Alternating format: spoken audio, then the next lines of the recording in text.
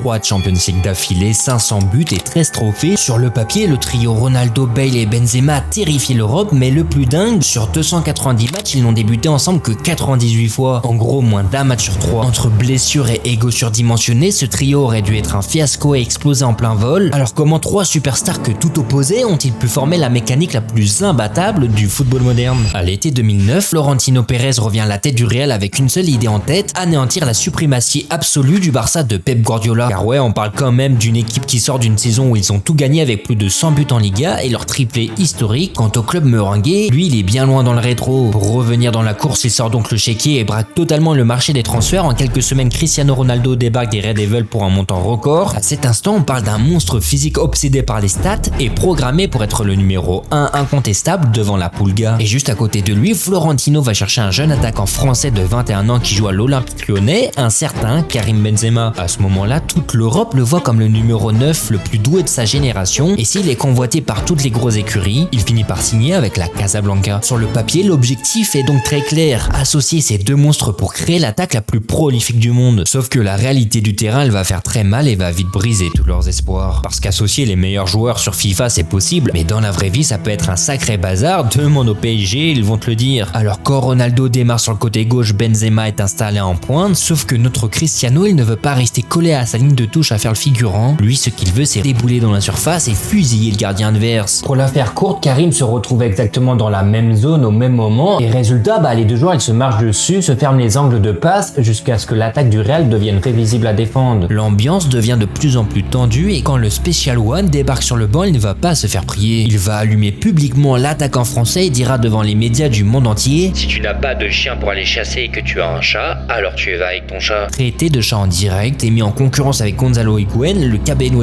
se retrouve dans une situation qu'il n'avait jamais connue à l'OL. Il le sait, s'il ne confirme pas rapidement, sa carrière risque de vite basculer, et c'est ça l'exigence des grands clubs, performer très vite.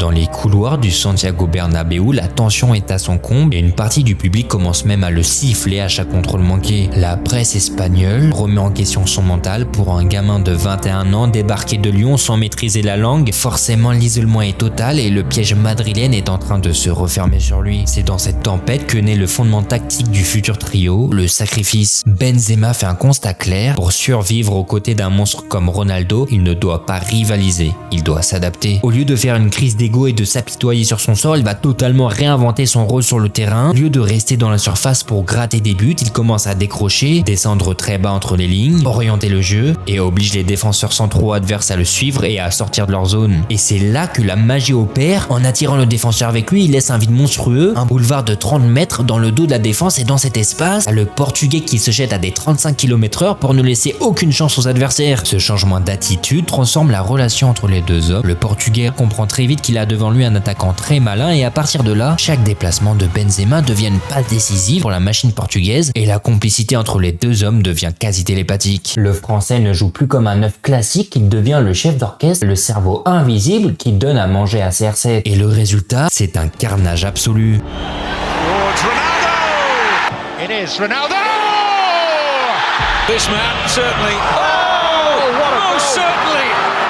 It's the near post. Ronaldo goes for goal! Pendant la saison 2011-2012, le Real détruit littéralement la Liga et signe la campagne la plus dévastatrice de son histoire. 100 points au compteur, 121 buts inscrits en un seul championnat. Benzema distribue des caviars à la chaîne, Cristiano lui claque 46 buts en Liga et le Barça de Guardiola se retrouve complètement climatisé avant de se voir arracher sa couronne de champion d'Espagne. À cet instant, on se dit que c'est bon, le Real a enfin trouvé la formule magique pour régner sur le football entier. Pas du tout! Parce que si ce duo atomise tout le monde en Espagne, dès qu'ils arrivent en Ligue des Champions, c'est à chaque fois retour à la maison. Allez, ballon dans la surface, le but de Pjanic! Ah oui! La surprise ici à Bernabéu! Allez, Fellaini. Premier ballon, il passe devant Marcelo, le sort. Oh oui! Et le but! Oh, magnifique, magnifique! Et le but de Messi toujours. Oh oui. Messi! Oh oui. Messi jusqu'au bout! Oh, but! Oh oui, c'est énorme! C'est énorme! Magnifique! C'est énorme! C'est magique! Tiger. He's done it! There's no place like home for Bayern! c'est sur le côté, son centre. Et Lewandowski qui marque. Il peut, ça revient avec Reus. Schmelzer, il a envie de frapper. Lewandowski, incroyable.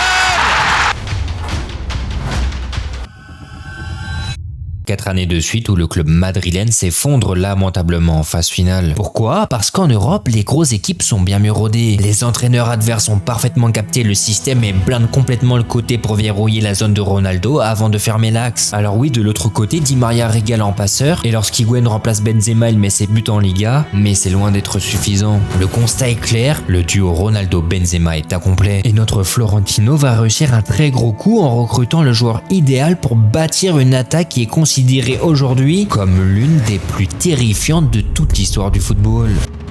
Après 3 ans à se faire éliminer aux portes de la finale de la LDC, le président en a ras-le-bol et pour régler ce problème une bonne fois pour toutes, il décide d'aller chercher l'attaquant le plus terrifiant de Première Ligue à ce moment. Bale's got the angle, this shot!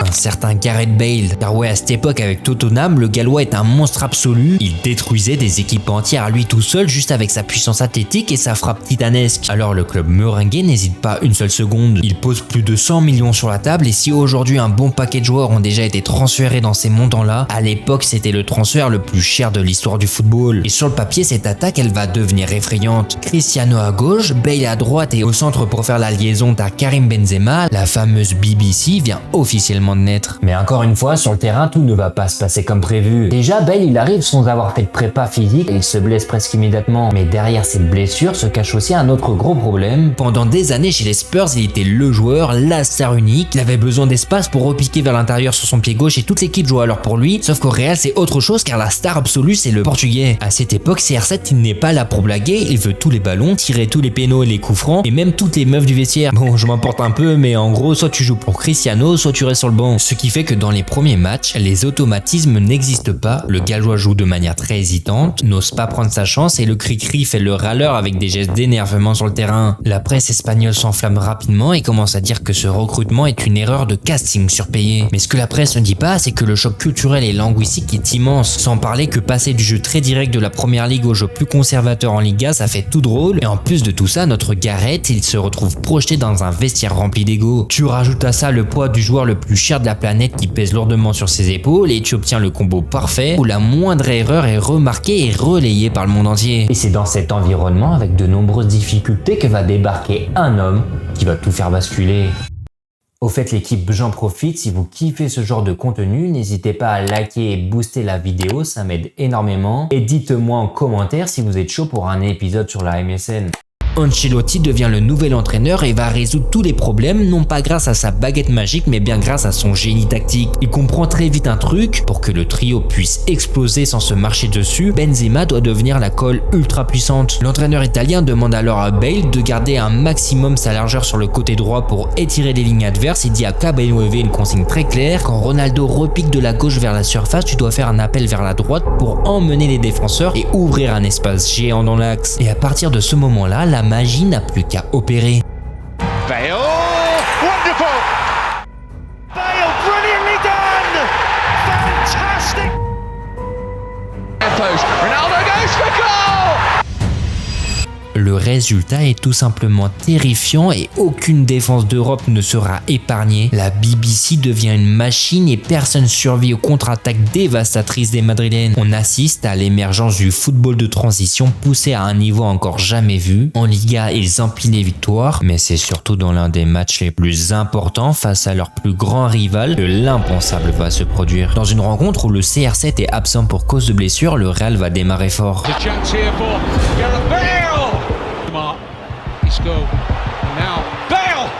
Puis Di Maria vient faire parler sa magie.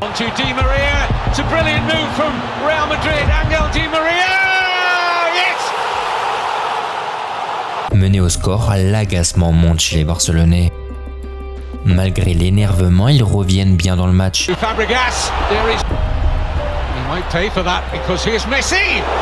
Les Madrilènes, quant à eux, répliquent en contre.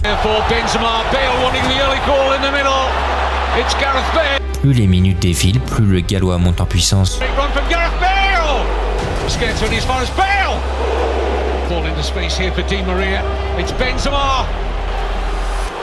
avant de faire le break, du moins presque, car le but sera refusé.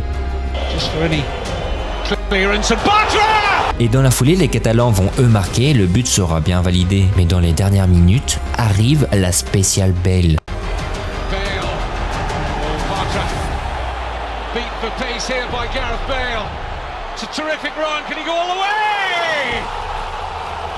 Dans un match très serré, on a le droit à ce fameux sprint extraterrestre où Bale sort carrément du terrain et dépose Marc Bartra avant d'inscrire le but de la victoire. Un but qui ne cessera de faire parler encore aujourd'hui. Et quelques semaines plus tard, c'est le chef-d'œuvre ultime. Coup d'envoi va être donné par Karim Benzema qui joue sa première finale de Ligue des Champions. Le Real démarre fort. Jusqu'au bout. Avant qu'Iker Casillas ne commette une énorme erreur. Il était assorti à Casillas. Il a hésité à sortir et ce ballon finalement qui va rentrer avec l'ouverture du score. Mais ce but va réveiller la BBC et la rencontre va basculer. Bien accroché à l'image. Oh, ça va être sur Thibaut Courtois.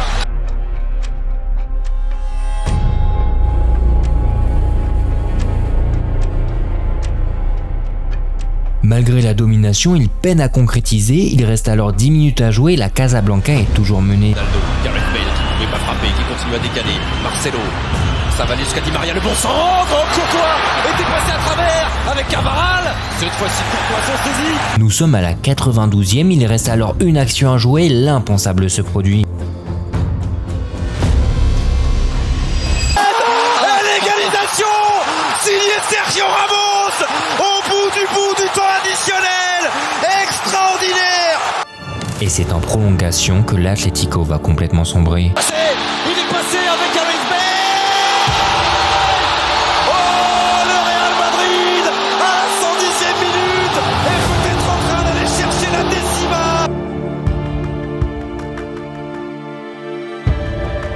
Et non, cette fois c'est terminé. La 10e, elle est là. Elle est dans les bras de Carlo Ancelotti. 3-1 pour le Real Madrid. Bon, non, on n'ira sans doute pas au tir au but. Et penalty. Ça fait 17 pour CR7 dans les dernières secondes de cette prolongation. Après 12 longues années d'attente, la BBC remporte la fameuse décima avec des stats de fou pour leur toute première saison ensemble. 97 buts à eux 3, soit 61% de tous les buts du Real Madrid. Tout le monde pense alors que le Real va dominer le football mondial sans aucune pitié et va poursuivre sa dynastie footballistique, mais toute histoire a une fin et en quelques instants, tout va s'effondrer. Jouer de manière aussi intense demande un volume de course et des efforts monstrueux, donc une condition physique irréprochable. Et au début de la saison suivante, un gros problème apparaît, le corps de Bale commence à lâcher. Ses mollets et ses cuisses résistent mal à l'enchaînement des sprints et des rencontres. Dès qu'il enchaîne trop de courses à haute intensité, ce sont ses propres jambes qui ne suivent plus. Sans sa vitesse pour étirer le bloc adverse, c'est toute la mécanique du trio qui s'effondre. Benzema et Ronaldo se retrouvent de nouveau avec des espaces réduits et la saison 2014-2015 se transforme en un véritable cauchemar. Ils ont dit adieu la Liga, adieu la Ligue des Champions. Puis dans la foulée, c'est le tacticien italien qui dit adieu au Real. Le club se retrouve dos au mur. Comment réussir à maintenir une telle domination de manière régulière quand l'une des pièces les plus importantes de l'effectif passe son temps à l'infirmerie ? Au début 2016, le Real est en pleine crise. Rafael Benitez, le successeur d'Ancelotti, s'est fait virer au bout de 6 mois seulement. L'ambiance dans le vestiaire est froide et l'équipe joue en football triste sans aucune idée claire. Florentino Pérez tente alors un coup de poker. Il appelle Zidane pour le convaincre de devenir le nouvel entraîneur. Le Français accepte et lorsqu'il prend les commandes, il sait exactement ce qu'il doit faire. Car oui, il a été l'adjoint d'Ancelotti en 2014 et connaît les joueurs, mais surtout le potentiel de la BBC. Ses consignes sont claires. Il responsabilise tout le monde, redonne une confiance aveugle à Ronaldo, Benzema et Bale et demande à son milieu de terrain, Modric, Kroos et Casemiro, d'alimenter en permanence son trio d'attaque. L'effet est alors immédiat. Cristiano Ronaldo. Goal! Cristiano Ronaldo. Gareth Bale, the attempted backflick and Ronaldo. 138 buts, voilà le bilan terrifiant de cette attaque sur l'exercice 2015-2016. Cristiano roule sur le robe avec 51 pions, Benzema en plante 28 et Bale, malgré des absences à répétition, parvient à marquer 19 fois. C'est là que l'on se dit que le potentiel de destruction de cette ligne d'attaque est infini. Et si sur la scène nationale, c'est l'échec total avec 0 titre, c'est durant une soirée d'Europe à Milan que les hommes de Zidane vont choquer le monde entier. Coup d'envoi donné par l'Atlético Madrid qui dispute sa 3e finale. Très vite, les Madrilènes donnent le ton du match. C'est validé. L'ouverture du score. C'est validé. C'est Sergio Ramos. Griezmann la frappe encore. Griezmann tente de glisser ses ballons. Penalty. Il est allé provoquer le penalty. Face à Keylor Navas. Quelle pression. C'est sur la main. C'est bien frappé. Oui. C'est bien frappé. Malgré ses nombreux loupés, les joueurs de Simeone ne lâchent pas et continuent de pousser. Mais les Merengues rendent coup pour coup. Lucas Vazquez maintenant, Gareth Bale, le dribble, la frappe. Puis à la 80e, Carrasco vient tout faire basculer. Après ce but, les deux équipes vont se livrer bataille en prolongue avant de se départager au péno.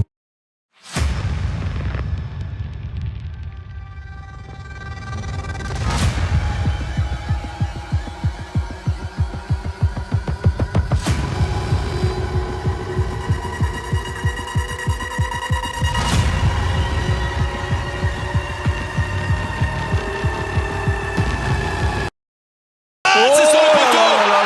C'est le premier échec. Cristiano Ronaldo, but. Le Real est champion d'Europe. Le Real est champion d'Europe pour la 11e fois. C'est un truc de fou. Ça y est, c'est fait, les cochoneros s'inclinent une fois de plus. L'entraîneur français vient offrir la 11e coupe aux grandes oreilles de l'histoire du club. Les trois monstres offensifs sont au sommet de leur art et tout le monde pense que la formule magique est enfin trouvée. Sauf que la réalité va être bien différente. Entre 2016 et 2017, le corps de Bale lâche encore, mais cette fois-ci complètement. La BBC dans les faits n'existe presque plus. Les trois attaquants sont sur le terrain ensemble une fois tous les 36 du mois. Et en plus de ça, un autre phénomène est en train de se produire. Cristiano Ronaldo va bientôt fêter ses 32 ans. Autrement dit, il commence à ne plus avoir les mêmes jambes. Donc les 15 sprints de 60 mètres par match sur son côté gauche, c'est finito. Zidane est tout de même entêté à jouer dans son 4-3-3 classique avec un Bale à l'infirmerie, un Ronaldo qui perd sa pointe de vitesse. L'attaque du Real devient prévisible et facile à défendre. Il faut impérativement réinventer le système sans casser la bonne dynamique de victoire. Car oui, même dans ce moment compliqué, l'équipe arrive tout de même à s'en sortir, mais c'est de plus en plus difficile. C'est là que Zidane sort un coup de génie tactique pourtant d'une simplicité folle, le passage en 4-4 de losange. Puisque le Gallois se blesse tout le temps, Zizou arrête de remplacer poste par un autre ailier rapide. À la place, il lance Isco en 10, juste derrière deux attaquants axiaux, à savoir Benzema et Ronaldo. Libéré de son couloir gauche, CR7 repique dans l'axe pour devenir un pur tueur de surface, un numéro 9 impitoyable qui économise ses courses pour être chirurgical dans les 16 mètres. L'attaquant français devient quant à lui le meneur de jeu le plus intelligent de la planète. Il tourne autour du Portugais, fait des appels sur les côtés pour ouvrir des brèches et sert de point d'appui permanent pour Isco, Kroos et Modric. Pendant ce temps, le milieu de terrain domine tous les adversaires car avec un joueur de plus au cœur du jeu, l'équipe garde le ballon, asphyxie les blocs adverses et dicte le tempo de tous les matchs. Une nouvelle ère de domination est en train de voir le jour. Mais derrière cet enchaînement de victoires se cache aussi un autre secret, l'aspect managérial. Car oui, on peut dire tout ce qu'on veut sur la qualité de cet effectif, mais tu peux avoir le meilleur navire du monde, si le capitaine ne suit pas, alors le bateau coulera. Et c'est durant cette période que Zizou réussit l'impossible, convaincre Cristiano d'accepter de souffler, de sauter certains matchs. En gérant ainsi son temps de jeu au millimètre, le Portugais arrive au printemps dans une forme étincelante, prêt à empiler ses doublés et triplés à partir des quarts de finale de LDC. Et ce que le Real va produire entre 2017 et 2018, c'est tout simplement une domination historique.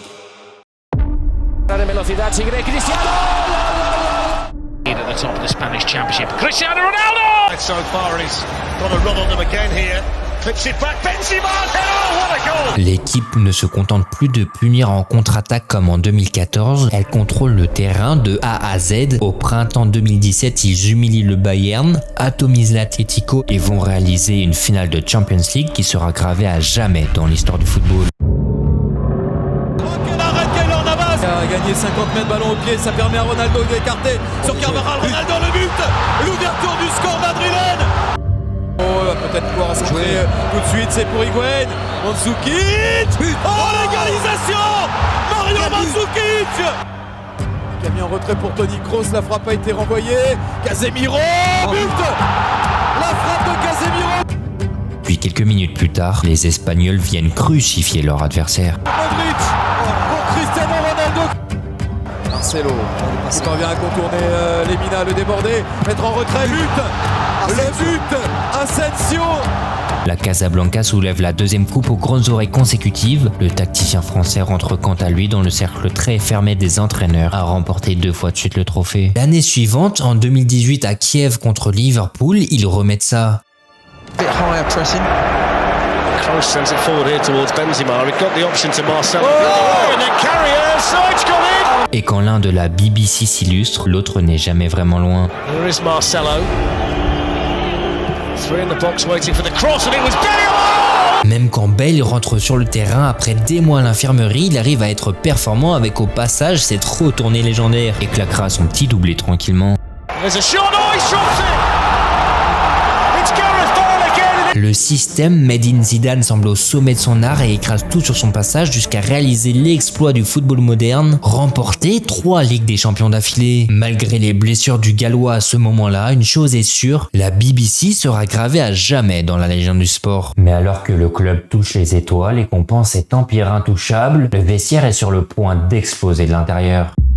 Juste après le coup de sifflet de la finale 2018 à Kiev, CR7 lâche une bombe au micro des journalistes. Il laisse entendre qu'il va quitter le club. Quelques minutes plus tard, c'est au tour du Gallois qui, frustré de son temps de jeu et d'être devenu un simple remplaçant, annonce qu'il veut aussi jouer ou compte bien partir. En coulisses, le tacticien français sent que le groupe est au bout d'un cycle physique et mental. Il sait qu'il a tiré 200% des capacités de ce vestiaire et qu'il sera impossible de maintenir un tel niveau d'exigence plus longtemps. C'est aussi ça la marque des grands entraîneurs, partir quand il le faut, et quelques jours plus tard, il démissionne à la surprise générale. Puis 1 mois plus tard, Cristiano signe à la Juve. En l'espace d'un été, le club perd le meilleur entraîneur et le meilleur joueur de son histoire. Ça y est, le trio légendaire est détruit et ne sera plus jamais réuni. Alors comment le club va-t-il survivre à la fin d'une ère qui lui a permis de tout écraser et régner sur le football mondial ? Après l'été 2018, pour beaucoup d'observateurs, le club espagnol va s'effondrer. Sachant que malgré la vente du Portugais pour un gros billet, le Florentino refuse de claquer tout son argent sur un seul gros joueur. Donc à cette période, ce sont différentes recrues qui vont débarquer, notamment un certain Brésilien de 18 ans vu comme le futur crack du football mondial. Et la Maison Blanche voulait aussi acquérir un Belge très en forme à ce moment, mais Chelsea ferme la porte, résultat, il ne débarquera qu'à l'été 2019. En bref, durant cet été 2018, si le mercato du Real semble pas trop mal, même avec ses nombreux transferts, la réalité donne d'abord raison aux sceptiques. La saison 2018-2019 qui suit est un carnage absolu. Ils se font humilier à domicile par l'Ajax en Ligue des Champions. That's beautifully set and beautifully tucked away. And Tadic has played it through. And here is Neres. And Ajax lead 2-0. Van der Beek. And Tadic!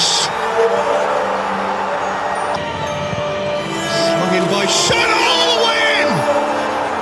Sans compter qu'il change d'entraîneur en boucle et termine la saison à des années-lumière du Barça en championnat. L'après-BBC ressemble à un désert, on comprend soudainement à quel point ce trio maintenait cet empire à lui tout seul. C'est à ce moment que le président madrilène se rend compte qu'on ne remplace pas un Cristiano Ronaldo et ses 50 buts par saison, ni un Zinedine Zidane avec sa fameuse aura. Mais c'est précisément dans le vide laissé par la disparition du trio qu'un phénomène fascinant va se produire. Sur les saisons suivantes, le Caballero prend enfin les clés du camion et devient le patron ultime. Il affine son jeu, prend une dimension physique absolue et devient le leader de la Maison Blanche.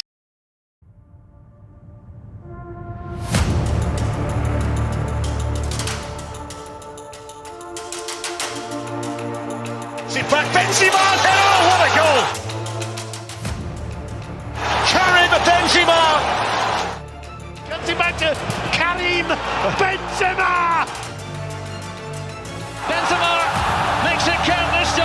Sur cette période, Benzema c'était trop, et si l'attaquant français mettait la misère à tous ses adversaires, de son côté, Bale décline lentement avant de partir, mais l'héritage tactique du trio, lui, reste gravé dans l'ADN du club. Ce que la BBC a construit entre 2013 et 2018 a redéfini à jamais le standard du très haut niveau. En 2022, quand le Real réalise un nouveau miracle en remportant sa 14e Ligue des Champions avec un Benzema au sommet, c'est là qu'on se rend compte à quel point être aux côtés de joueurs aussi talentueux pendant toutes ces années lui a permis de progresser jusqu'à devenir inarrêtable, même sans eux. Quant au madrilène, on parle quand même de 4 Ligues des Champions en 5 ans. Un exploit qu'aucun club n'avait réussi à réaliser depuis les années 70 et que personne n'a réussi à reproduire depuis.